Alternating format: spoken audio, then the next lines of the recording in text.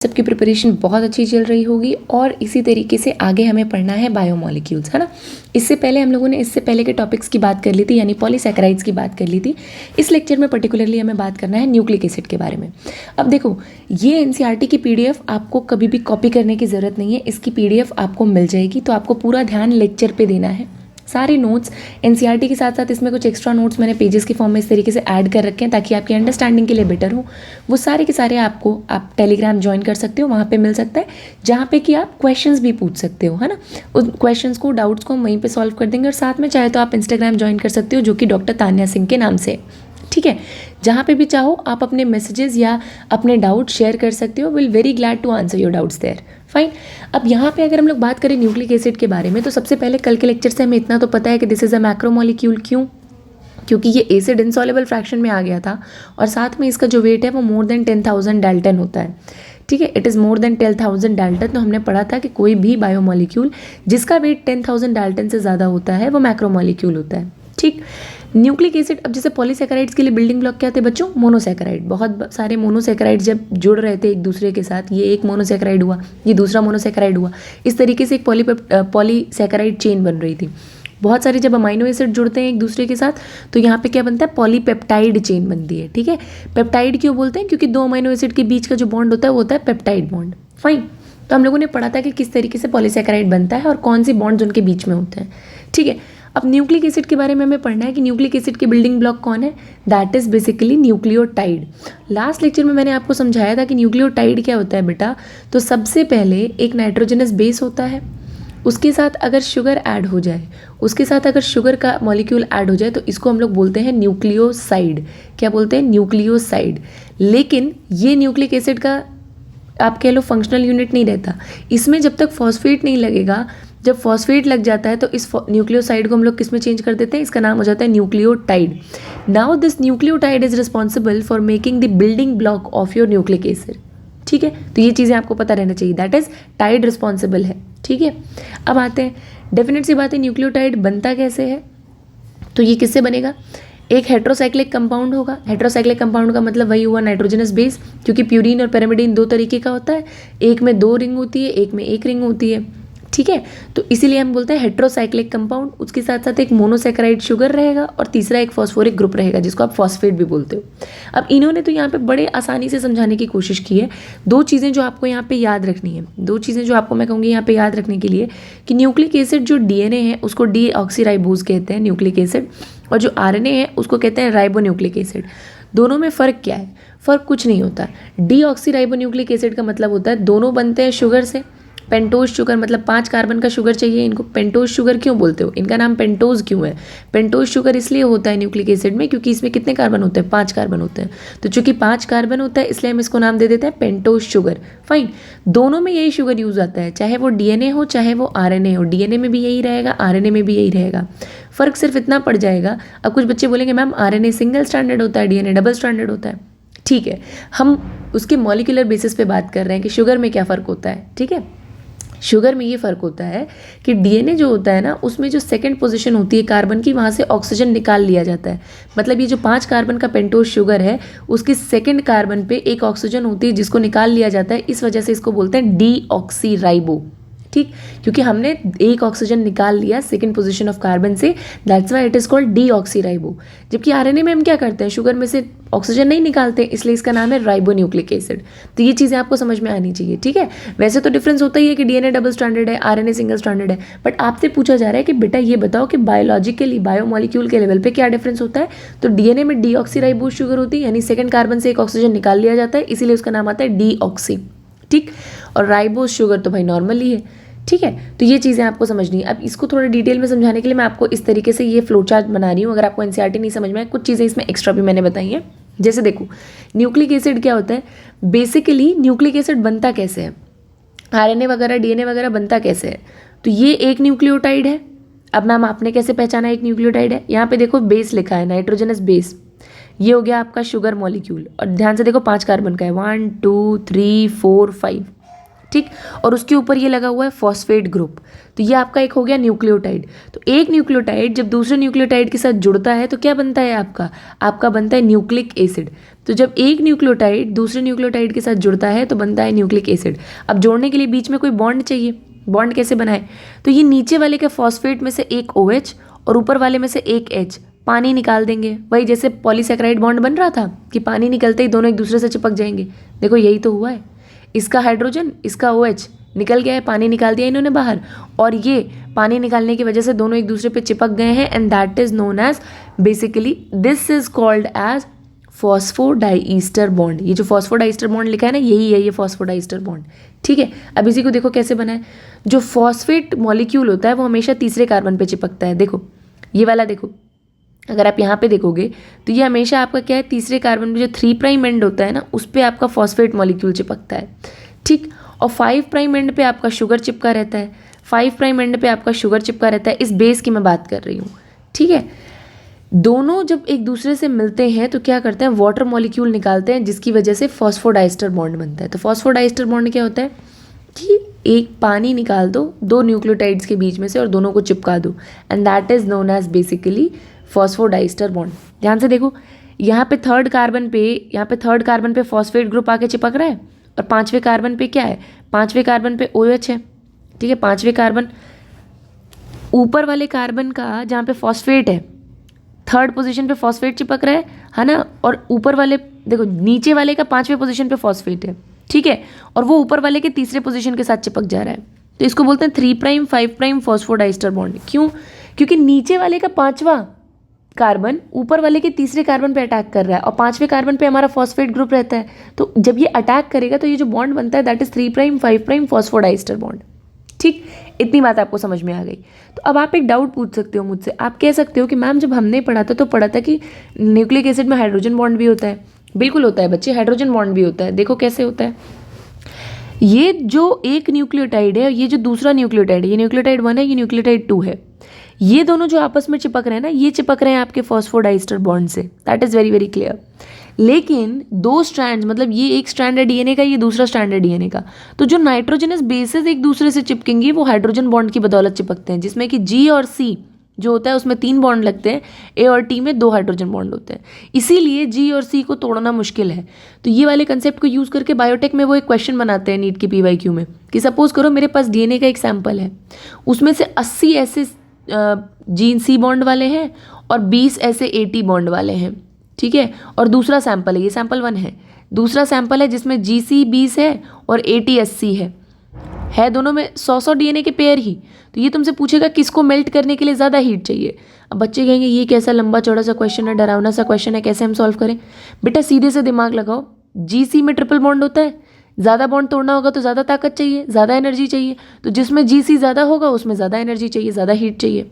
Simple सा concept है, ठीक है। तो आपको ये चीज़ ध्यान रखना है कि एक दूसरे से ये जो न्यूक्लियोटाइड जुड़ते हैं, जो एक चेन बनती जाती है, that is due to phosphodiester bond, ठीक है। ये फॉस्फोडाइस्टर बॉन्ड की वजह से होता है। लेकिन आपस में जो दोनों स्ट्रैंड चिपकते हैं ना नाइट्रोजनस बेसिस की वजह से, वो आपका हाइड्रोजन बॉन्ड की वजह से होता है। तो ये 2 बॉन्ड होते हैं न्यूक्लिक एसिड में जो आपको बड़े क्लियरली पता होने चाहिए। अब हमने बताया नाइट्रोजनस बेसिस तो 2 तरीके के होते हैं, एक होता है प्यूरिन जैसे कि एडेनिन और गुआनिन, एक होता है पिरामिडीन जैसे कि साइटोसिन, थाइमिन एंड यूरासिल। देखो डीएनए आरएनए में एक और फर्क होता है, आरएनए में थाइमिन कभी यूज़ नहीं आता, उसकी जगह पे हमेशा यूरासिल यूज़ आता है, ठीक है। आरएनए में आपने कभी थाइमिन लिखा हुआ नहीं देखेंगे, यूरासिल लिखा हुआ देखेंगे, ठीक है। तो यूरासिल और थाइमिन में कोई ज़्यादा फर्क नहीं है। 5 मिथाइल यूरासिल को ही थाइमिन कहते हैं, मतलब यूरासिल में 5वीं पोजीशन पे अगर एक मिथाइल चिपका दोगे तो वो थाइमिन बन जाएगा। सिर्फ इतना सा कन्वर्जन का फर्क होता है, ठीक है। लेकिन फिर भी आपके लेवल पे है तो इसलिए मैंने आपको बता दिया, फाइन। अब ये चीज़ें आपको समझ में आ गई हैं। अब आते हैं स्ट्रक्चर ऑफ प्रोटीन की बात करते हैं, जो बहुत इंपॉर्टेंट है। केमिस्ट्री में इसमें भर भर के क्वेश्चन पूछा जाता है, और सबसे ज़्यादा क्वेश्चन पूछा जाता है प्राइमरी स्ट्रक्चर और सेकेंडरी स्ट्रक्चर के बारे में, ठीक। देखो प्रोटीन बनता कैसे, ये बड़ा इंपॉर्टेंट है समझना, उसके बाद आपको स्ट्रक्चर ऑफ प्रोटीन समझ में आ जाएगा। जब हमने पढ़ा था प्रोटीन का फॉर्मेशन, अगर मैं यहाँ पे एक पेज ऐड करके आपको सिखा दूँ, अगर हमने पढ़ा था प्रोटीन का फॉर्मेशन, तो हमने प्रोटीन का फॉर्मेशन क्या पढ़ा था?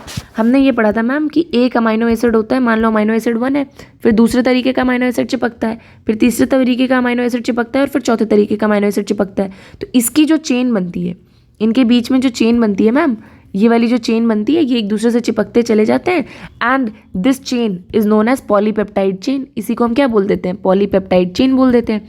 पॉलीपेप्टाइड का मतलब क्या हुआ कि एक से ज़्यादा पेप्टाइड बॉन्ड है, और यही आपका बेसिकली प्रोटीन होता है। तो बच्चे जो बेसिक स्ट्रक्चर है, जो बेसिक ढांचा है, जहाँ पे एक अमाइनो एसिड दूसरे अमाइनो एसिड के साथ ऐड हो रहा है, this is known as polypeptide chain, या इसी को हम कहते हैं प्राइमरी स्ट्रक्चर। क्या बोलते हैं? Primary structure. पॉलीपेप्टाइड चेन का मतलब होता है जहाँ पे अमाइनो एसिड्स एक दूसरे के साथ बस चिपके हों। ये बॉन्ड कौन से होते हैं? ये होते हैं पेप्टाइड बॉन्ड। कौन से बॉन्ड होते हैं? ये पेप्टाइड बॉन्ड। पेप्टाइड बॉन्ड किसके बीच में होते हैं? दो अमाइनो एसिड्स के बीच में होते हैं। पहली चीज़, ये चीज़ क्लियर है। कैसे बनते हैं? देखो अभी मैं आपको बनाना सिखाती हूँ। मान लो ये एक आपका है, सपोज करो ये एक आपका अमाइनो एसिड है, ये आपका एक अमाइनो एसिड है, ठीक है, ये दूसरा अमाइनो एसिड है, ठीक। ध्यान से देख लो, मैंने कुछ भी अलग का बनाया है क्या? नहीं, मैंने कुछ भी अलग नहीं बनाया है। ये अमाइनो एसिड 1 है, ये अमाइनो एसिड 2 है, ठीक। जब इनका बॉन्ड बनना होगा ना तो क्या होगा? फिर से पानी निकलेगा। भाई पानी निकलना बायोकेमिस्ट्री में सबसे ईजी है जिससे कि बॉन्ड बन जाए। तो कोई भी दो चीज़ें रखेंगे, इसमें से ये पानी बन के निकल जाएगा, वाटर बन के निकल जाएगा। तो ये जो बॉन्ड एक दूसरे के बीच में आएगा, this bond is known as peptide bond. ये जो बॉन्ड इन दोनों के बीच में आएगा इसको बोलते हैं पेप्टाइड बॉन्ड। चिपक गए दोनों अमाइनो एसिड, ठीक। जब बहुत सारे बॉन्ड्स होते हैं एक चेन में, इसीलिए हम इसको बोलते हैं पॉलीपेप्टाइड चेन। तो protein is basically a polymer of amino acids और अ पॉलीपेप्टाइड चेन। जब अमाइनो एसिड बस एक दूसरे के ऊपर इस तरीके से अरेंज रहते हैं ना, कोई कॉन्फ़िगरेशन तो है नहीं, सीधे सीधे बस एक के पीछे लाइन लगा के खड़े हो जा रहे हैं। अगर आप अभी चाहें तो यहाँ पे पांचवा चिपका सकते हैं, ठीक। तो ये बस एक के पीछे एक लाइन लगा के खड़े हो जा रहे हैं, इसको बोलते हैं प्राइमरी स्ट्रक्चर, कि बिल्कुल बेसिक ढांचा है जहाँ पे अमाइनो एसिड एक दूसरे के साथ बस एक चेन में बाउंडेड है। This is called primary structure of protein, ठीक है। अब सेकेंडरी स्ट्रक्चर ऑफ प्रोटीन की बात करते हैं। हमने प्राइमरी स्ट्रक्चर की बात कर ली, now let's talk about secondary structure of protein. Secondary structure of protein कैसे होता है और क्या इंपॉर्टेंस है इनकी, अगर ये नहीं होंगे तो क्या नहीं होगा, ये बड़ा इंपॉर्टेंट है समझना। देखो बच्चे, होगा क्या सेकेंडरी स्ट्रक्चर ऑफ प्रोटीन में, ये एक प्रोटीन की चेन है, मान लो ये एक पॉलीपेप्टाइड चेन है, ये चेन नंबर 1 है जो ऊपर एक प्राइमरी स्ट्रक्चर बना, ये दूसरी पॉलीपेप्टाइड चेन है, ये चेन नंबर 2 है, ठीक।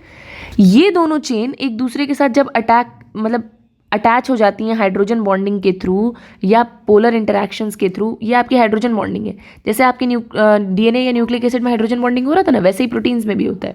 तो ये जो स्ट्रक्चर बनाती हैं इसको कहते हैं आप सेकेंडरी स्ट्रक्चर, ठीक है, इसको आप कहते हैं सेकेंडरी स्ट्रक्चर।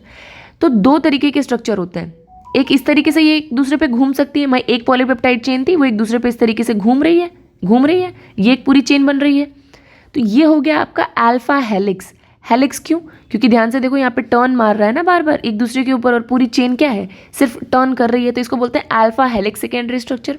और जब 1 2 3 इसी तरीके से पॉलीपेप्टाइड चेन एक दूसरे के साथ हाइड्रोजन बॉन्ड से जुड़ने लगेंगी तो इसको बोलते हैं बीटा प्लीटेड। आपको पर्दे की तरह नहीं दिख रहा, इसीलिए हम इसको बोलते हैं बीटा प्लीटेड, ठीक है। तो सेकेंडरी स्ट्रक्चर किसकी वजह से होता है? Secondary structure basically hydrogen bonds की वजह से होता है जो दो पॉलीपेप्टाइड चेन को आपस में जोड़ते हैं। यहाँ पे भी हाइड्रोजन बॉन्डिंग होगी जो दो पॉलीपेप्टाइड चेन को एक दूसरे के ऊपर हेलिकल बनाने के लिए मदद कर रही होगी। बहुत सारे वॉन्डर वॉल फोर्सेज होंगे। वॉन्डर वॉल फोर्सेज क्या होते हैं कि जब कोई भी पोलैरिटी रहती है या नई पोलैरिटी रहती है तो एक दूसरे को अट्रैक्ट करने की टेंडेंसी, ठीक। बहुत सारे पोलर फोर्सेज होंगे, तो इनकी वजह से जो कुछ फोर्सेज लगते हैं जिनकी वजह से वो अपने ऊपर घूमने की टेंडेंसी रखता है, that is your secondary structure of protein, ठीक है। इतनी बात आपको समझ में आई। Now let's talk about tertiary structure of protein. Tertiary structure of protein क्या होता है? देखो प्रोटीन का जो पूरा का पूरा ऑर्गेनाइजेशन होता है ना वो 4 फेजेस में होता है। Now let's talk about tertiary structure of protein. अब टर्शरी स्ट्रक्चर क्या होता है प्रोटीन का, बुक में लिखा है जो, मैं आपको उससे लेवल और उससे थोड़ा ज़्यादा समझाने की कोशिश कर रही हूँ ताकि आपको चीज़ें क्लियर रहें। अब देखो ये जो टर्शरी स्ट्रक्चर ऑफ प्रोटीन है सेकेंडरी वाला, ये खुद के ऊपर फिर से क्या करेगा, अपने को और ज़्यादा ऑर्गेनाइज करने की कोशिश करेगा, छोटे छोटे आउटपाउचिंग करने की कोशिश करेगा ताकि ये क्या करे, फंक्शन कर पाए।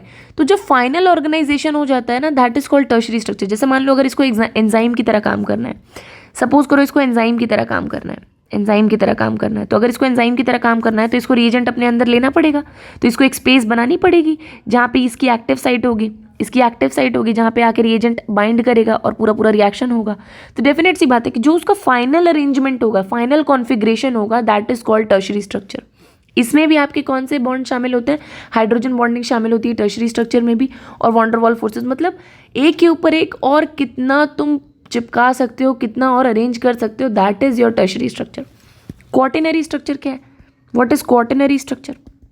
क्वार्टिनरी स्ट्रक्चर का बच्चे मतलब होता है कि अब क्या है, डिफरेंट टाइप के प्रोटीन्स को एक एक यूनिट बनानी है। जैसे अगर मैं आपको एग्जांपल दूं तो हीमोग्लोबिन में क्या होता है, 4 यूनिट होती है, 4 प्रोटीन की यूनिट होती है, ये 2 यूनिट होती है और ये 2 यूनिट होती है। तो चारों प्रोटीन के यूनिट को एक दूसरे के साथ कंबाइन करके एक पर्टिकुलर फंक्शन परफॉर्म करना होता है, that is called quaternary structure. कि अब सारे के सारे जो चीज़ें हैं प्रोटीन वाली वो सब यूनिट्स के फॉर्म में अलग अलग, जैसे मान लो एक ये अल्फा सब यूनिट हो गई, एक ये अल्फा सब यूनिट हो गई, ये बीटा सब यूनिट हो गई, ये बीटा सब यूनिट हो गई, तो ये एक अल्फा सब यूनिट हो गई, ये भी एक अल्फा सब यूनिट हो गई, ये बीटा सब यूनिट हो गई, ये बीटा सब यूनिट हो गई। तो मतलब अलग अलग, जैसे हम लोग गाड़ी बनाते तो क्या करते हैं, कभी आपने गाड़ी अगर बनते हुए देखा हो तो भाई ऊपर का स्टील का फ्रेमवर्क या जो भी वो फ्रेमवर्क लगाते हैं जहाँ पे उसका आप कह लो जैसे पॉलिशिंग के लिए है ना, या उसके नीचे जो मेटल बिछाना है या ऊपर वाला पार्ट है वो अलग बनता है, इंजन वाला पार्ट अलग बनता है, टायर वाला पार्ट अलग बनता है, बट तीनों को हम क्या करते हैं एक दूसरे के साथ अरेंज कर देते हैं ताकि फाइनल एक गाड़ी का फंक्शन और शेप दे पाए।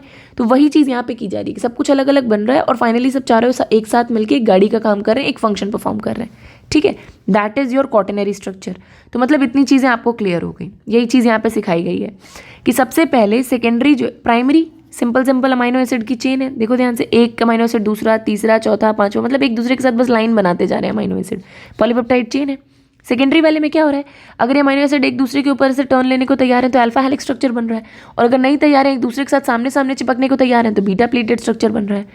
फिर क्या होगा, फिर से हाइड्रोजन बॉन्ड डाइसल्फाइड बॉन्ड, मतलब जितने भी पोलर बॉन्ड्स की पॉसिबिलिटी होगी वो बना के जब एक दूसरे के साथ ये पर्टिकुलर शेप लेने को तैयार होंगे तो वो हो गया टर्शरी स्ट्रक्चर।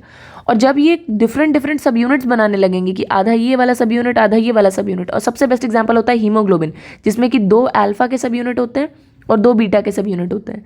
ठीक है, तो इस तरीके का जब ये इस तरीके का पूरा अरेंजमेंट करने लगेंगे जहाँ पे बहुत सारे सब यूनिट्स इन्वॉल्व होंगे, that is called quaternary structure. Very very important, that you need to know. ठीक, बोर्ड्स वाले बच्चे एग्जाम में ये जरूर आएगा, आपको बना के आना है। केमिस्ट्री में पूछा जाता है सबसे ज़्यादा यही, क्यों, केमिस्ट्री में क्वेश्चन पूछा जाता है कि अगर आप जो पहला अमाइनो एसिड है बेटा उसको एन टर्मिनल अमाइनो एसिड बोलते हैं। क्यों एन टर्मिनल अमाइनो एसिड बोलते हैं, आपको ये डाउट आ सकता है कि मैम उसको एन टर्मिनल क्यों बोलते हैं। ज़रा ध्यान से देखो, अगर मान लो ये अमाइनो एसिड 1 है और ये अमाइनो एसिड 2 है और इसके आगे 3 लगा है फिर 4 लगा है, जैसे भी लगा हुआ है, तो इधर कौन सा एंड फ्री है, नाइट्रोजन वाला, इसलिए हम इसको क्या बोलेंगे, N terminal amino acid. Last वाले का कौन सा फ्री होगा, सी वाला, तो लास्ट वाले अमाइनो एसिड को क्या बोलते हैं, सी टर्मिनल अमाइनो एसिड। ठीक, क्योंकि बीच वाले सारों के तो ऐसे एन और सीओ कंबाइन करके बॉन्ड बनाने लगेंगे ना, पेप्टाइड बॉन्ड, तो पहले का एन फ्री होगा लास्ट वाले का सी फ्री होगा। ठीक है, तो आप इस तरीके से पेप्टाइड चेन पहचानते हो। ठीक, अब केमिस्ट्री में जो क्वेश्चन पूछा जाता है वो क्वेश्चन पूछा जाता है कि अगर मैं प्रोटीन को हीट करूं तो उसका डीजेनरेशन कैसे होता है। तो बच्चे हमेशा ध्यान रखना, प्रोटीन को जब आप हीट करते हो, कभी भी अगर आप प्रोटीन को हीट करोगे तो हमेशा उसका क्वाटरनरी टर्शरी और सेकेंडरी स्ट्रक्चर टूटता है, प्राइमरी वाला कभी नहीं टूटता है। अब आप पूछोगे मैम ऐसा क्यों, प्राइमरी वाला तो सबसे पहले टूटना चाहिए। बेटा प्राइमरी वाला ना पेप्टाइड बॉन्ड्स के थ्रू बना है, पेप्टाइड बॉन्ड स्ट्रॉन्ग बॉन्ड होते हैं, जबकि हाइड्रोजन बॉन्ड बड़ी आसानी से तोड़े जा सकते हैं। तो जिसमें जिसमें हाइड्रोजन बॉन्ड शामिल होगा, जैसे कि सेकेंडरी होगा, टर्शरी होगा, क्वाटरनरी होगा, या जिसमें जिसमें पोलर बॉन्ड शामिल होंगे वो आसानी से तोड़ दोगे तुम हीट से। पेप्टाइड को तुम इतनी आसानी से हीट से थोड़ी ना तोड़ पाओगे, इसलिए प्राइमरी स्ट्रक्चर कभी भी डीजेनरेट नहीं करता। केमिस्ट्री में एक स्पेशल पॉइंट आ जाता है, that is degeneration of protein. अब डीजेनरेशन ऑफ प्रोटीन का क्या मतलब होता है, डीजेनरेशन ऑफ प्रोटीन का मतलब ये है बच्चों, ये केमिस्ट्री में पूछा जा रहा है, 2018 में भी पूछा गया है और उसके बाद 21 में रिपीट किया गया है। डीजेनरेशन ऑफ प्रोटीन का मतलब होता है कि किसी भी तरीके से आप इसके कौन कौन से स्ट्रक्चर्स को डिस्ट्रॉय कर दो। कौन कौन से स्ट्रक्चर डिस्ट्रॉयड होते हैं, इसमें आपके डिस्ट्रॉयड होते हैं आपके structures like secondary, tertiary and quaternary, never primary.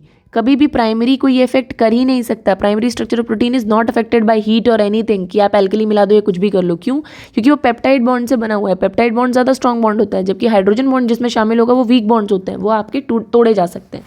ठीक है, इतनी चीज़ें समझ में आ गई। तो this is all about your proteins. अब बात करते हैं एंजाइम्स की। तो देखो बेटा, एक चीज़ सबसे पहली चीज़ तो तुम्हारे दिमाग में ये चीज़ क्लियर होनी चाहिए कि तुम्हारी बॉडी में मल्टीपल फंक्शंस होते हैं जो कि तुम्हारे प्रोटीन्स परफॉर्म करते हैं। अगर आपको याद हो तो मैंने आपको पहले भी बताया था कि ये वाला आपके लिए स्लाइड बड़ा इंपॉर्टेंट है, इसमें से बड़े घुमा के क्वेश्चन पूछे जाते हैं। आपको लगता है कि नहीं पूछे जाएंगे, ये कुछ टेबल एनसीईआरटी में दी गई है, एग्जामिनर का दिल आता है इस पर। क्यों, क्योंकि ज़रा ध्यान से देखो प्रोटीन कितने ज़्यादा फंक्शंस परफॉर्म कर रहा है। कुछ प्रोटीन्स है कोलाजन, जो कि क्या कर रहे हैं, इंटरसेलुलर ग्राउंड सब्सटेंस की तरह काम कर रहे हैं। मतलब ये एक सेल है, ये दूसरी सेल है, दोनों को आपस में चिपका के रखते हैं जो फाइबर्स, उसको कोलाजन बोलते हैं। ठीक है, आपने ऐड देखा होगा कि ये वाली क्रीम लगाइए, झाइयाँ मिटाइए, ये वाली क्रीम लगाइए, एजिंग कम करिए। क्या करते हैं ये कोलाजन बूस्टर्स होते हैं। मतलब इसमें क्या करते हैं, इसमें न्यूट्रिएंट्स देते हैं कोलाजन में, जितना स्ट्रॉन्ग कोलाजन होगा उसकी वजह से दोनों सेल उतने पास होंगे तो स्किन उतनी टाइट लगेगी आपको। जब कोलाजन बुढ़ापे में कम होने लगता है या डिजनरेट करने लगता है तो स्किन पे झाइयाँ आने लगती हैं, ठीक है। लेकिन ये बेवकूफ़ बनाने वाली चीज़ है कि वो कह दें कि हम बिल्कुल झाइयाँ मिटा देंगे और 70 साल के बूढ़े को जवान दिखा देंगे। वो जानते हैं कि आप बेवकूफ़ है, आपको साइंस की नॉलेज है नहीं, तो वो कहेंगे हम कोलाजन बूस्टर देंगे, नाइसिनामाइड देंगे, ये देंगे, वो देंगे, और लोगों को लगता है ओ माय गॉड कितना एक्जॉटिक सब्सटेंस दे रहे हैं ये, मतलब इनके अलावा ये एकदम चनामृत दे रहे हैं जिससे कि हमारी स्किन खिलखिला उठेगी। ऐसा कुछ होता नहीं है। ये सिंपल सी चीज़ है ना, आप अपने डाइट से भी सही कर सकते हो। अगर आप नॉर्मल डिहाइड्रेशन नहीं रख रहे हो, मतलब आप अच्छे से हाइड्रेटेड हो, बॉडी हाइड्रेटेड है, मिनरल्स प्रॉपर हैं आपकी बॉडी में, तो कोलाजन वैसे भी सही से काम करेगा, ठीक है। आप अगर ये सोचोगे कि बाहर से इसको कुछ मैं एक्स्ट्रा करवा लूँ तो ये थोड़ी मुश्किल बात है, फाइन। अब देखो ट्रिप्सिन की बात करते हैं। ट्रिप्सिन क्या है बच्चे? ट्रिप्सिन एंजाइम की तरह काम करता है। अगर आपको याद हो तो प्रोटीन को तोड़ने में ट्रिप्सिन ही तो काम आ रहा था। और मज़े की बात देखो, ट्रिप्सिन खुद एक प्रोटीन है और किसके डाइजेशन में मदद करता है? प्रोटीन के डाइजेशन में मदद करता है। तो तुम ये खेल देख रहे हो भगवान का कि जो चीज़ जिससे टूटना चाहेगी उससे बड़ा मैं बना के दूंगा तोड़ने के लिए, सिंपल, ठीक। इंसुलिन भी एक तरीके का प्रोटीन है जो कि हार्मोन की तरह काम करता है। एंटीबॉडी क्या करता है? फाइट करता है इन्फेक्शन से, ठीक है। रिसेप्टर क्या करता है? किसी चीज़ को एक्सेप्ट करना है या रिजेक्ट करना है सेल के अंदर, वो डिसाइड करता है। अब एक रिसेप्टर आपके लिए इंपॉर्टेंट है, GLUT4। GLUT4 क्या करता है? बेसिकली ग्लूकोज की ट्रांसपोर्ट को इनेबल करता है सेल के अंदर, तो इसीलिए ये हमेशा पूछा जाता है, ठीक है। तो ये अलग से पूछा जाता है, यहाँ से क्वेश्चन आते हैं, इसलिए आपको ये चीज़ बड़े ध्यान से देखनी है। जहाँ पे दिल बना है ना, इसका मतलब है कि एग्जामिनर का दिल आ रहा है वहाँ पे, तो आपको बड़े ध्यान से पढ़ना है, ठीक। अब आगे आते हैं। नोट्स के लिए परेशान नहीं होना है, आप टेलीग्राम ग्रुप ज्वाइन कर सकते हो, वहाँ पे आपको सारे नोट्स मिल जाएंगे, आप अपने डाउट्स भी पूछ सकते हो, नो इश्यूज़, ठीक है। अब इसके आगे बात करते हैं। तो अभी हम लोग बात कर रहे हैं एंजाइम्स की। तो मैक्सिमम जो एंजाइम्स होते हैं वो प्रोटीन नेचर के होते हैं, ठीक है। लेकिन एक लौता एक्सेप्शन जो कि प्रोटीन नहीं है और एंजाइम है, that is ribozyme. Very very important, ये पूछा जाता है ट्रू और फॉल्स में कि कौन सा ऐसा एंजाइम है जो कि प्रोटीनिशियस नेचर का नहीं है, दैट इज राइबोजाइम। अब एक चीज़ समझ में आओगी, enzyme is already made up of proteins. इसका मतलब जो फंक्शन होगा और जो केमिकल प्रॉपर्टीज़ होंगी वो प्रोटीन्स की और एंजाइम्स की ऑलमोस्ट सेम होंगी, ठीक है। ये चीज़ आपको ध्यान में रखनी है। अब इसके आगे बात करते हैं। ये हम लोगों ने प्रोटीन का फॉर्मेशन पढ़ लिया, प्रोटीन के स्ट्रक्चर्स पढ़ लिए। Now let's talk about this. यहाँ पे ये क्या कह रहा है? ये कहने की कोशिश कर रहा है कि एंजाइम काम कैसे करते हैं। ये भी आपको मैं आगे डिटेल में समझाऊंगी। जैसे यहाँ पे मैंने आपको, देखो ध्यान से, टर्शरी स्ट्रक्चर में समझा रखा है कि इस तरीके से जो 3D स्ट्रक्चर बनता है, टर्शरी स्ट्रक्चर को तुम ऐसे शॉर्ट फॉर्म में याद रखो, 3D स्ट्रक्चर ऑफ प्रोटीन। भाई सेकेंडरी 2D था, टर्शरी क्या हो जाएगा? 3D हो जाएगा, ठीक। तो ये अगर एक एंजाइम बना है, सपोज करो ये एक एंजाइम है, तो इसके अंदर एक एक्टिव साइट होगी, एक छोटी सी साइट होगी जहाँ पे ये रिएजेंट को बैठाता होगा, और फिर रिएजेंट के साथ ये एक्टिव साइट कंबाइन करके क्या करती है? उसको प्रोडक्ट में चेंज कर देती है, ठीक। तो ये एक्टिव साइट किसके लिए होती है? ताकि जो रिएजेंट आने वाला है वो आके बाइंड करे यहाँ पे और वो उसके मतलब पूरे रिएक्शन को आगे कैरी फॉरवर्ड कर पाए। यही चीज़ यहाँ पे लिखी है, यही चीज़ यहाँ पे लिखी है कि एंजाइम्स में कुछ कुछ पॉकेट्स होते हैं, कुछ पॉकेट्स होते हैं, and that pockets are called active site. इसमें ना सबस्ट्रेट फिल कर जाता है, मतलब जिस सबस्ट्रेट को हमें प्रोडक्ट में बनाना होता है वो उसके अंदर जाके ऑक्यूपाई कर लेता है। और फिर एंजाइम क्या करता है? एंजाइम कैटालाइज करता है। हमने बहुत सारे केमिस्ट्री लैब में भी एंजाइम्स का यूज़ किया है। ये हमारी बॉडी में जो एंजाइम्स होते हैं वो भी बड़े यूज़फुल होते हैं। क्यों?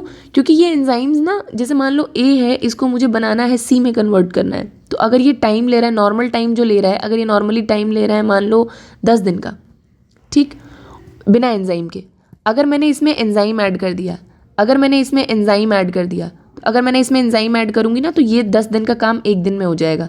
तो ये क्या करता है? बेसिकली रिएक्शन को फास्ट करा देता है, रिएक्शन को फास्ट करा देता है और खुद उसमें यूटिलाइज भी नहीं होता। मज़े की बात तो ये है कि रिएक्शन को फास्ट करा देगा बट खुद उसमें यूटिलाइज नहीं होता, ठीक। जैसे कि आपके पेरेंट्स, कभी वो आपसे कुछ भी चाहते नहीं है, बस ये चाहते हैं कि कैसे भी आप सक्सेसफुल हो जाओ, ठीक है। तो दुनिया में कोई तुम्हारे साथ कुछ भी गलत कर ले, ये हमेशा ध्यान रखो कि तुम्हारे लाइफ के एंजाइम तुम्हारे पेरेंट्स हैं, ठीक, जिनको तुमसे कुछ नहीं चाहिए। और बहुत कम लोग लाइफ में ऐसे मिलते हैं बेटा जो तुम्हारी भलाई चाहें अपने बिना कुछ चाहे, मतलब तुम उनके लिए कुछ मत करो लेकिन वो चाहते हैं कि तुम्हारे लिए भला हो जाए। तो वो जो पर्सन होते हैं ना, वो होते हैं एंजाइम, कि खुद कभी नहीं चाहेंगे कि हमारा भला हो, ना हम इन्वॉल्व होंगे उसमें, लेकिन वो चाहेंगे कि आप जल्दी से काम कर लो और आप अपनी मंजिल तक पहुँच जाओ, ठीक है। तो ये बात होती है। अब मैंने बताया था आपको कि भाई एंजाइम भी तो प्रोटीन है, तो डेफिनेट सी बात है अगर तुम टेम्परेचर बढ़ा दोगे तो डेफिनेट सी बात है एंजाइम टूटने लगेगा। अगर एंजाइम ही टूट गया तो तुम रिएक्शन करवा नहीं पाओगे। इसीलिए एंजाइम का हम लोग जब केमिकल प्रॉपर्टीज़ पढ़ेंगे तो पढ़ेंगे कि टेम्परेचर से या पीएच से एंजाइम पे क्या फ़र्क पड़ता है। बिकॉज मैंने आपको पहले ही बता दिया कि enzyme is also kind of protein, तो डेफिनेट सी बात है फ़र्क तो पड़ेगा ही पड़ेगा। ठीक है, तो ये चीज़ आपको ध्यान में रखनी है। अब कुछ एंजाइम्स लेकिन स्पेशल होते हैं जो कि एक्सट्रीमली हाई टेम्परेचर में, जैसे कि कुछ बैक्टीरिया के अंदर से हम लोग एंजाइम्स निकालते हैं, जैसे टैक पॉलीमरेज है बायोटेक में एक आपका एंजाइम, वो हम लोग बैक्टीरिया के अंदर से निकालते हैं जो कि हॉट स्प्रिंग्स वगैरह में पाए जाते हैं। तो वो ना 80-90 डिग्री टेम्परेचर तक झेल जाते हैं, वो इतनी जल्दी डिग्रेड नहीं होते। तो ये उनकी स्पेशल प्रॉपर्टीज़ हैं। ठीक है, तो यही चीज़ यहाँ पे लिखी गई है। जब आप बायोटेक पढ़ोगे या बायोटेक का लेक्चर पढ़ा हुआ है आप उसमें देखोगे तो ये चीज़ वहाँ पर डिस्कस्ड है। फाइन, अब आते हैं, क्योंकि ये क्वेश्चन आपसे वहीं से पूछा जाएगा। अब आते हैं केमिकल रिएक्शन। तो मैंने आपको बताया ही कि नॉर्मली अगर ये रिएक्शन होने में मान लो 10 दिन का टाइम लग रहा है और प्रोडक्ट उतना ही बन रहा है, अगर मैं इसको 10 दिन के बजाय घटा के 2 दिन कर दूं तो डेफिनेट सी बात है रेट ऑफ रिएक्शन बढ़ जाएगी। तो एंजाइम का यही काम होता है कि रेट ऑफ रिएक्शन बढ़ा दो बिना उसमें इन्वॉल्व हुए। ठीक है, तो जैसे हमारी बॉडी में ये एक रिएक्शन है ना जो नॉर्मली होती है हमारे लंग्स के अक्रॉस, कि CO2 जो हम लोग एक्सेल करते हैं वो वाटर में मिलके बाइकार्बोनेट में चेंज होता है। ये रिएक्शन दोनों डायरेक्शन में चलती है, इधर भी और इधर भी। अगर बिना एंजाइम के करोगे तो 10-10 साल लग जाएंगे एक बार रेस्पिरेशन करने में, लेकिन एंजाइम की मदद से ये बहुत फास्ट हो जाता है। ठीक है, तो ये होता है कैटालिसिस का मतलब। अब इन्होंने यही चीज़ लिखाया है कि एंजाइम्स क्या करते हैं, हायर कर देते हैं rate of conversation of chemical reactions. मतलब जो भी कोई केमिकल रिएक्शन हो रही है उसमें जो रेट है वो बढ़ा देते हैं। कैसे रेट बढ़ाएंगे? टाइम घटा के। सिंपल, टाइम घटेगा रेट बढ़ जाएगा। क्योंकि अगर आपको ज़रा सी भी केमिकल काइनेटिक्स आती है तो आपको पता होगा कि रेट का मतलब होता है प्रोडक्ट किस रेट से प्रोडक्ट कितना बन रहा है कितने टाइम में। तो अगर तुम टाइम घटा दोगे तो डेफिनेट सी बात है रेट बढ़ जाएगा। तो यही है केमिकल काइनेटिक्स का फ़ायदा जो आपको बायो के साथ लिंक करके पढ़ना है। ठीक है, तो अब यहाँ पे सबस्ट्रेट को हमको किस में चेंज करना है? प्रोडक्ट में चेंज करना है। तो इसके लिए इंपॉर्टेंट चीज़ ये आती है कि कैसे चेंज करते हैं, फिर हम ऊपर वाला ग्राफ पढ़ेंगे कि कैसे चेंज करते हैं। देखो क्या होता है, एंजाइम के अंदर एक एक्टिव साइट होती है। मैंने आपको बताया था कि इस तरीके से एक एंजाइम होता है। सपोज करो, यहाँ पे मैं बना के दिखा देती हूँ। Suppose this is an enzyme, ये आपका एक एंजाइम है। ठीक, इस एंजाइम के अंदर एक एक्टिव साइट है जहाँ पर आके सबस्ट्रेट बाइंड कर जाएगा। ये सबस्ट्रेट है जो बाइंड कर गया इसके ऊपर। एंजाइम इस एक्टिव सबस्ट्रेट, ये जो इसकी एक्टिव साइट है, एक्टिव साइट का मतलब वो जगह जहाँ पे सबस्ट्रेट आके बाइंड करता है। तो ये बन जाता है एंजाइम सबस्ट्रेट कॉम्प्लेक्स। इसी को बोलते हैं एंजाइम सबस्ट्रेट कॉम्प्लेक्स। फाइनली क्या होता है, जो भी सबस्ट्रेट्स के बीच में रिएक्शन होनी होती है वो होती है, और ये किस में बदल जाता है? प्रोडक्ट में बदल जाता है और एंजाइम फ्री हो जाता है। प्रोडक्ट में बदल जाता है और अपना एंजाइम फिर से फ्री हो जाता है। ठीक है, ये एंजाइम फिर से फ्री हो गया। फाइन, तो यही पूरा रिएक्शन होता है कि सबसे पहले एंजाइम सबस्ट्रेट के साथ बाइंड करेगा, एंजाइम सबस्ट्रेट कॉम्प्लेक्स बनाएगा जहाँ पे एक सबस्ट्रेट ये है, दूसरा सबस्ट्रेट ये, दोनों एक दूसरे के साथ रिएक्ट करेंगे आसानी से, तो ये प्रोडक्ट बनाएंगे और प्रोडक्ट जो है फाइनली एंजाइम से अलग हो जाएगा। तो इसलिए एंजाइम यूटिलाइज नहीं होता इन रिएक्शंस में। That is very very important, that you need to know. फिर अपना ये रिएक्शन हो जाती है। तो पहले क्या होता है, सबस्ट्रेट बाइंड करता है active site of the enzyme पे। एक्टिव साइट ये है, उस पर जाके सबस्ट्रेट बाइंड करेगा। बाइंडिंग जो होती है वो बहुत टाइट होती है और बहुत स्पेसिफिक होती है। क्यों? क्योंकि अगर इसकी एक्टिव साइट ऐसे है तो इसमें ऐसा कोई सबस्ट्रेट थोड़ी ना बाइंड कर पाएगा, या कोई ऐसा सबस्ट्रेट तो बाइंड नहीं कर पाएगा। ठीक है, तो ये लॉक इन की मॉडल होता है कि मतलब जैसा सबस्ट्रेट है वैसा ही एंजाइम की एक्टिव साइट होगी। अगर ये सबस्ट्रेट होगा या ये सबस्ट्रेट होगा तो ये एंजाइम के साथ बाइंड नहीं कर सकता। ठीक है, एक लॉक के लिए एक ही की होती है। इसी तरीके से एक एक्टिव साइट के लिए पर्टिकुलर आपका सबस्ट्रेट होता है या सबस्ट्रेट के अकॉर्डिंग एंजाइम होता है। ठीक, अब जब सबस्ट्रेट एक दूसरे के क्लोज प्रॉक्सिमिटी में आ जाते हैं तो उनके लिए कोवेलेंट बॉन्ड बनाना और तोड़ना आपस में, जैसे एक यहाँ पे और सबस्ट्रेट होगा, एक और एंजाइम होगा, तो अब ये एकदम पास पास आ गए ना, तो इनके लिए कोवेलेंट बॉन्ड बनाना या तोड़ना ईजी हो गया। तो अगर ये ईजी हो गया तो इनके लिए प्रोडक्ट बनाना भी ईजी हो गया। ठीक, तो यही चीज़ यहाँ पे दिखाई गई है। अगर आप इसको केमिकल काइनेटिक्स के इक्वेशन के थ्रू समझें तो आपको केमिकल काइनेटिक्स में पता है कैटालिसिस जब आप पढ़ते हो कि मान लो पहले ये एक रिएजेंट था, इसको मुझे कोलाइड करा करा के एक ट्रांजिशन स्टेट की एनर्जी तक ले जाना था, और जब ये इस एनर्जी पे पहुंच जाता है तो फिर फाइनली क्या होता है, हमारा प्रोडक्ट फॉर्मेशन स्टार्ट होता है और नीचे प्रोडक्ट की एनर्जी रिएजेंट से कम होती है, क्योंकि प्रोडक्ट स्टेबल होता है तभी तो बनता है। तो हमेशा रिएजेंट की एनर्जी प्रोडक्ट से ज़्यादा होगी। क्यों ज़्यादा होगी? क्योंकि भाई प्रोडक्ट ज़्यादा स्टेबल है। स्टेबल का मतलब कम एनर्जी, कम भाग दौड़ वाला। उसको चाहिए अरे हो गया, जितना लाइफ में कमाना था कमा लिया, अब तुम भागो दौड़ो। जैसे आप जब 40 में पहुंच जाओगे, ढंग की अपनी लाइफ बिता चुके होगे, आपके पास एक फाइनेंशियल बैकअप होगा, तो उस टाइम पे आप इतने एस्पिरेशनल नहीं होंगे कि चलो नीट का एग्जाम देते हैं। अभी क्या है, अभी आपके पास अनस्टेबिलिटी है, तो आपके पास एनर्जी ज़्यादा है। जहाँ तुम कंफर्ट जोन में जाओगे वहाँ तुम स्टेबल हो जाओगे। अभी तुम कंफर्टेबल नहीं हो ना, अपने कंफर्ट जोन के बाहर हो, इसलिए तुम्हारे पास एनर्जी ज़्यादा है, तुम कुछ अचीव करना चाहते हो, और ये आपका ट्रांजिशन स्टेट होगा कि जो भी आप अचीव करना चाहते हो वो आपने कर लिया। मुझे ऐसा लगा था जब मैं नीट की प्रिपरेशन स्टार्ट कर रही थी कि अभी मैं रिएजेंट हूँ, ठीक है, मेरा ट्रांजिशन स्टेट आएगा जब मैं नीट का एग्ज़ाम दूंगी और उसके बाद फिर मैं इसी ट्रांजिशन स्टेट में मौजूद होते होते होते होते एक अच्छी सर्जन बन जाऊंगी and that will be my product phase.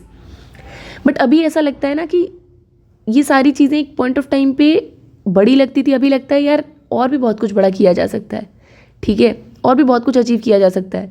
मुझे ऐसा लगा था कि एक बार नीट हो जाने के बाद, कॉलेज आने के बाद मैं स्टेबल फेज में आ जाऊंगी और I will be very happy and satisfied with my life. I am happy but I am not satisfied with my life. तो मैं ये कह सकती हूँ कि अभी तक मेरी प्रोडक्ट स्टेज आई नहीं है।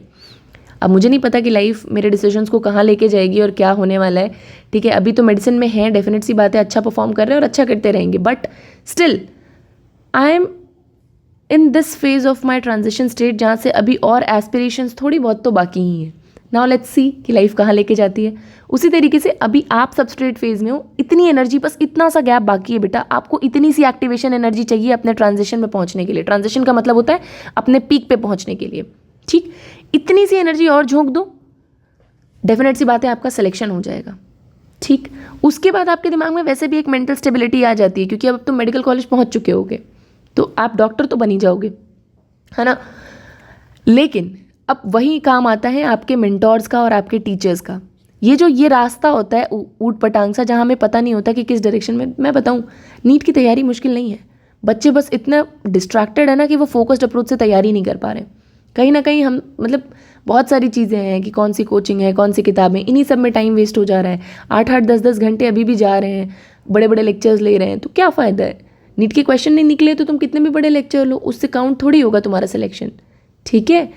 अब यहीं पे काम आता है तुम्हारी फोकस्ड अप्रोच का, कि जब आपकी अप्रोच बिल्कुल फोकस्ड हो जाएगी, जब आपके मेंटर्स बहुत अच्छे होंगे, तो ये जो आपको इतनी एनर्जी लगानी पड़ रही थी ना, वो अब इतनी कम एनर्जी में ही आप ये स्टेट क्रॉस कर ले जाओगे। यही काम होता है कैटलिस्ट का या मेंटोर का, जो खुद उस प्रोसेस में यूटिलाइज ना हो लेकिन आपको वो रास्ता बता दे कि शांति से आप ये जो एक्स्ट्रा एनर्जी इधर उधर डिस्ट्रैक्ट होकर वेस्ट कर रहे थे, वो एनर्जी वेस्ट ना करके थोड़ी कम ही एनर्जी में आप क्वालिफाई कर जाओ। फाइन, तो आई होप आपको ये चीज़ समझ में आ गई होगी। तो ये देख रहे हो एक्टिवेशन एनर्जी विदाउट एंजाइम कितनी ज़्यादा है और विद एंजाइम कितनी कम हो गई। जब एनर्जी की रिक्वायरमेंट ही कम हो गई है तो कोई भी आसानी से क्रॉस कर जाएगा, इसलिए प्रोडक्ट ज़्यादा बनने लगते हैं कम टाइम में, ठीक है। तो ये चीज़ें आपको समझ में आ गई। I hope that much is clear to you. यही चीज़ यहाँ पे बताई गई है कि फाइनली जो प्रोडक्ट होता है वो एंजाइम से डिटैच हो जाता है और फिर ये एंजाइम दूसरे किसी प्रोसेस में शामिल हो जाता है।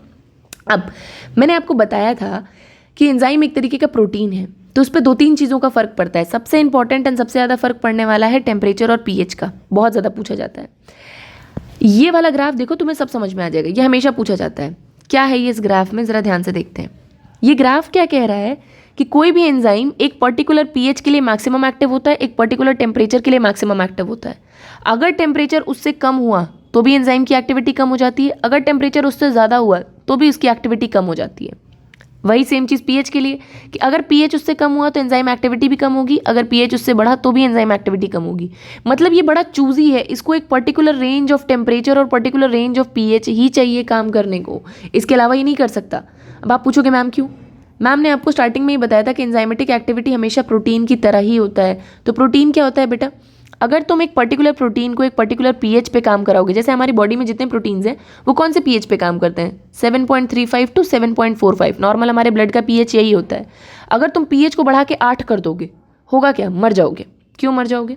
बिकॉज मैक्सिमम जो प्रोटीन्स है, मैक्सिमम जो एंजाइम्स है आपकी बॉडी में वो प्रोटीन्स है, और इतने ज़्यादा पीएच पे प्रोटीन अपना स्ट्रक्चर लूज कर देते हैं। जैसे मैंने बताया था ना, ज्विटर आयन बन जाते हैं, तो जो ज्विटर आयन है वो किसी की तरफ जाएगा ही नहीं, फंक्शन करेगा ही नहीं।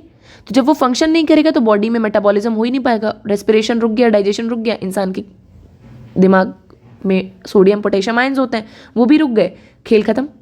अगर ये पीएच हटा के तुम 6 कर दोगे तो भी तुम मौत की तरफ चले जाओगे, क्योंकि जैसे ही पीएच या टेम्परेचर को चेंज करोगे, एंजाइम का वो जो सेकेंडरी, टर्शरी और क्वाटरनरी स्ट्रक्चर होता है ना, वो खराब होने लगता है, और जहाँ वो खराब हुआ कि सारा मेटाबॉलिज्म ठप। ठीक है, तो that is very very important that you need to know. इसके साथ साथ जैसे जैसे एंजाइम बढ़ाओगे वैसे वैसे तुम्हारा रेट ऑफ रिएक्शन बढ़ेगा, बट जितना ज़्यादा तुम एंजाइम की बात कर रही हूँ, सबस्ट्रेट बढ़ाओगे, मतलब मैंने पहले 5 मान लो सबस्ट्रेट लिए थे तो एंजाइम की रिएक्शन बढ़ गई, फिर मैंने 5 और डाला और बढ़ गई, फिर मैंने 5 और डाला तो उतनी नहीं बढ़ी, अब बस स्टेबल हो गई। अब तुम कितनी भी सबस्ट्रेट बढ़ाते रहो, एंजाइम की रिएक्शन की रेट नहीं बढ़ेगी। क्यों नहीं बढ़ेगी? क्योंकि आपने कैटालिसिस में, केमिस्ट्री में पढ़ा होगा, केमिकल काइनेटिक्स में, कि एंजाइम के अंदर जो एक्टिव साइट होता है, जितनी एक्टिव साइट होगी उतनी तो सबस्ट्रेट तुम ले सकते हो। अगर मान लो तुमने एंजाइम डाला है 15 और तुम सबस्ट्रेट ले लिए हो 25, तो 15 को तो ये अपने अंदर ले लेगा, 10 बाकी के फालतू बचे रहेंगे, तो जो 10 फालतू बचे हैं वो रिएक्शन थोड़ी ना करेंगे, रेट थोड़ी ना बढ़ाएंगे। Are you getting my point? हमने पहले क्या पढ़ाया, ये एंजाइम होता है, ये एक्टिव साइट होता है, एक्टिव साइट के अंदर आपका क्या होता है, ये एंजाइम, ये एक्टिव साइट के अंदर आपका सबस्ट्रेट लगता है और रिएक्शन होता है। अब एंजाइम अगर तुमने 15 लिए और सबस्ट्रेट 25 ले लिए, तो पहले 15 के लिए तो रेट बढ़ेगा, जैसे मानो पहले तुमने 5 डाले, रेट बढ़ा, फिर तुमने 5 डाले, फिर रेट बढ़ा, फिर तुमने 5 डाला, 15 जब तक नहीं हुआ तब तक रेट बढ़ेगा। लेकिन जब एंजाइम ही पूरे के पूरे यूज्ड आ गए, सैचुरेटेड हो गए, तो तुम कितना भी सबस्ट्रेट बनाते रहो, एंजाइम है ही नहीं उसको ले जाने के लिए, तो रेट क्या होगी, स्टेबल हो जाएगी। ठीक है, इसीलिए कॉन्सेंट्रेशन ऑफ सबस्ट्रेट से पहले तो इंक्रीज करता है, जितने ज़्यादा एंजाइम्स होंगे उतना ज़्यादा वो सबस्ट्रेट को लेंगे अपने अंदर। लेकिन एक बार अगर पूरे एंजाइम्स यूटिलाइज हो गए तो फिर तुम कितना भी सबस्ट्रेट बढ़ाते रहो उसको फर्क नहीं पड़ता। ठीक है, तो that is the point that you need to know. ठीक है, अब एक आती है यहाँ पे कॉम्पिटिटिव इनहिबिटर्स की बारी, कि इनहिबिशन ऑफ एंजाइम क्या होता है या कॉम्पिटिटिव इनहिबिटर्स क्या होते हैं। ज़रा ध्यान से देखना, ये थोड़ी सी समझने की बात है जो आपको पढ़ना है कि इनहिबिशन किसको कहते हैं, इनहिबिटर किसको कहते हैं और कॉम्पिटिटिव इनहिबिटर किसको कहते हैं। देखो, ये एंजाइम था, ठीक, ये सबस्ट्रेट था, ये सबस्ट्रेट था, तो ये रियल सबस्ट्रेट है इसका, ये इसका एंजाइम है। तो ये सबस्ट्रेट क्या है, इस एक्टिव साइट पे बाइंड करेगा तो हमारा क्या बनेगा, प्रोडक्ट बनेगा। ये क्या होगा, प्रोडक्ट बनेगा। ठीक, एक्टिव साइट पे जाके बाइंड कर रहा है। सपोज करो कि ये सबस्ट्रेट के बजाय ऐसा सेम दिखने वाला, ऊपर से भले कुछ भी हो, मान लो ऐसा है कुछ, लेकिन नीचे से बिल्कुल सेम है। ठीक है, जो इसकी एक्टिव साइट की बाइंडिंग है वो बिल्कुल सेम होने वाली है, जैसे मान लो ऐसे है, तो ये वाला पार्ट और ये वाला पार्ट तो बिल्कुल एक जैसा दिख रहा है। अगर ये जाके एंजाइम पे चला गया तो इसको बोलते हैं इनहिबिटर। क्या बोलते हैं, इनहिबिटर, जो कि रिएक्शन नहीं करवा रहा है, बस रिएक्शन को रोक रहा है। क्यों रोक रहा है, क्योंकि इसकी एक्टिव साइट पे सबस्ट्रेट की बजाय जाके ये बैठ जा रहा है, जगह घेर ली इसने। जैसे स्कूल में तुम लोग कभी करते थे कि फ्रेंड्स को बिठाना होता था, तो कोई 2 लोग पहले सुबह पहुंच जा रहे हैं और बाकी 2 की जगह पे बैग रख दे रहे हैं ताकि कोई तीसरा ना आ पाए। सेम वही काम है, और दूसरा कोई आ रहा है तो उसको लग रहा है अरे बैग रखा है तो मतलब पहले वाला इंसान कहीं बैठा होगा, तो वो निकालता नहीं है। सेम वही चीज़ ये करते हैं कि सेम तरीके के दिखते हैं तो जाके क्या करते हैं, एंजाइम की एक्टिव साइट घेर लेते हैं। एंजाइम की एक्टिव साइट घेर लेंगे तो डेफिनेट सी बात है कि एंजाइम फंक्शन नहीं कर पाएगा तो इनहिबिशन हो गया। इसी को बोलते हैं कॉम्पिटिटिव इनहिबिटर, कि मतलब अगर सबस्ट्रेट के साथ कुछ ऐसे सब्सटेंस होते हैं कई बार रिएक्शन में जो सबस्ट्रेट के साथ कॉम्पिटिशन कर रहे होते हैं कि तुम बाइंड करोगे कि मैं बाइंड करूंगा, और अगर ये इनहिबिटर बाइंड हो गए तो डेफिनेट सी बात है रिएक्शन रुक जाएगी।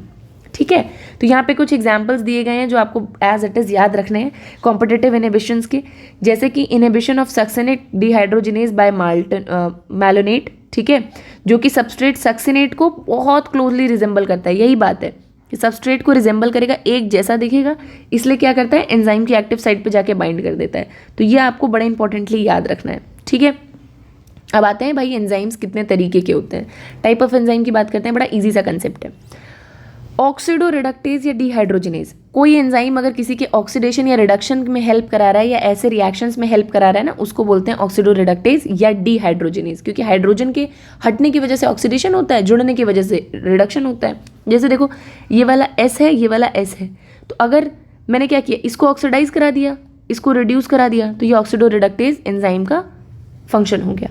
ठीक, ट्रांसफरेज का क्या मतलब है, ऐसा एंजाइम जो ग्रुप के ट्रांसफर में मदद करता है। ध्यान से देखो, यहाँ पे जो जी वाला ग्रुप था, इसको पहले एस से उठा के दूसरे एस पे डाल दिया, एक जगह से दूसरी जगह ट्रांसफर कर दिया, दैट इज ट्रांसफेरेज। ठीक, ट्रांसफेरेज का काम होता है एक ग्रुप को उठाओ दूसरे पे चिपकाओ। ठीक, हाइड्रोलेज का क्या काम होता है, हाइड्रोलेज का काम होता है कि भैया पानी ऐड करके सारे बॉन्ड तोड़ दो, जो मिले सब तोड़ दो।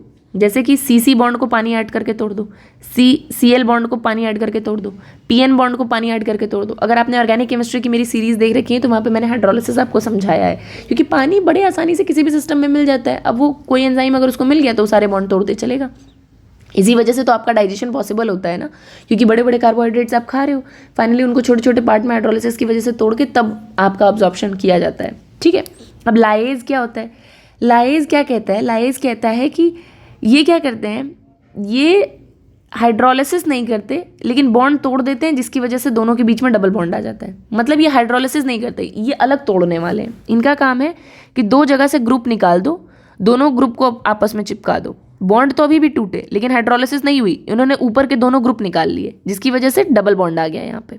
ठीक है, तो ये होता है आपका लाइज, कि दोनों के ग्रुप उठा के तोड़ दो और बीच में डबल बॉन्ड ले आओ। हाइड्रोलिसिस का यूज ही नहीं हुआ इसलिए हम इनको लाइज बोल देते हैं। आइसोमरेज का क्या काम है? आइसोमरेज का काम है कि एक आइसोमर को दूसरे आइसोमर में तोड़ दो। जैसे ग्लूकोज का आइसोमर कौन होता है? फ्रक्टोज होता है। तो जो एंजाइम इसकी कन्वर्जन को मदद करता है ना, उसको हम बोलते हैं आइसोमरेज। ठीक। लाइगेज का क्या मतलब होता है? लाइएज, देखो लाइएज का मतलब होता है तोड़ना। हाइड्रोलाइज का मतलब पानी के प्रेजेंस में तोड़ना।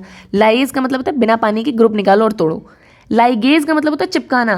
कहीं पे भी जब दो कंपाउंड्स को चिपकाया जाता है ना, दैट इज कॉल्ड लाइगेज। ठीक है, लिंकिंग टुगेदर। फाइन। अब यहाँ पे आते हैं थोड़े इंपॉर्टेंट कंसेप्ट पे, जिसका cofactor as it is questions पूछ लिए जाते हैं इसमें स्टेटमेंट बेस्ड कि को फैक्टर क्या होते हैं।